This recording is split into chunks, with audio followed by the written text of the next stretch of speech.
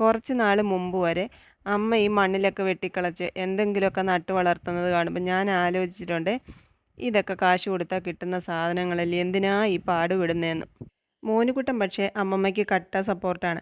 അവിടെ എന്തെങ്കിലുമൊക്കെ നടുന്നതൊക്കെ കണ്ട് ഇവിടെയും വന്ന് വല്ലതുമൊക്കെ പാകി വയ്ക്കും, പ്രത്യേകിച്ച് പയർ. അങ്ങനെ കുറച്ച് വൻപയർ ഇരുന്നത് ഇവിടെ മണ്ണൊക്കെ എടുത്ത് അതിനകത്ത് പാകി വെച്ചിരുന്നതാണ്. ഒരാഴ്ച കഴിഞ്ഞപ്പോഴത്തേക്ക് അതിന് കുറച്ച് മുളയൊക്കെ വന്നു. അത് നമ്മളിന്ന് തോരൻ വെക്കാൻ എടുത്തതാണ്. മോനുകുട്ടൻ തന്നെ അത് മുറിച്ചൊക്കെ എടുത്ത് തന്നു. ഞാനത് കഴുകി വൃത്തിയാക്കി. ഇതിനി ഒന്ന് അരിഞ്ഞെടുക്കണം. പിന്നെ അതേ അരപ്പിന് വേണ്ടിയിട്ട് തേങ്ങയും ജീരകവും വെളുത്തുള്ളിയും മഞ്ഞൾപ്പൊടിയും കൂടെ അരച്ചെടുക്കുന്നുണ്ട്.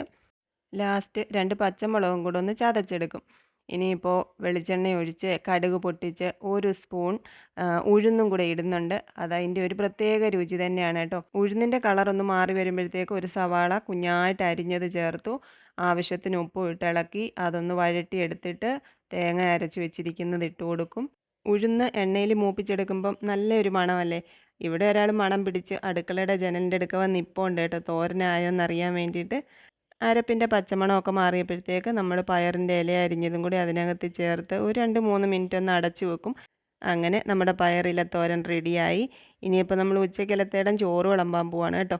മോനുകുട്ടൻ ആദ്യമേ വിളമ്പി കൊടുത്തു നമ്മുടെ കുട്ടി കർഷകന്. ഇനിയിപ്പോൾ എനിക്കുള്ള ചോറാണ് വിളമ്പുന്നത്.